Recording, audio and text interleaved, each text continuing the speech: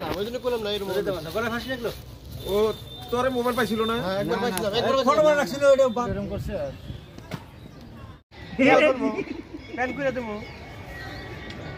হ্যাঁ হেডে কল দেখা যায় কাগজ পেয়ে দেখা যায় কিতাবে এসএমএস করে কি নকল করা লাগে আচ্ছা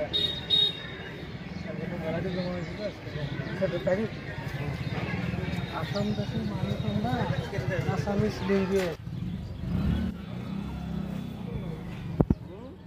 কলার প্যান্ডেল ইস অলসো আসামিস না বেশি বাইরে বলতো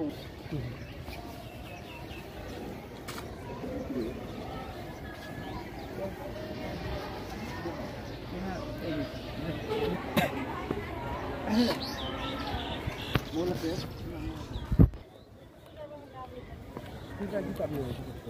আর বলে বুদ্ধি করছে কোনে থুমু হেনে জানি পাইবো না তাও তো তারা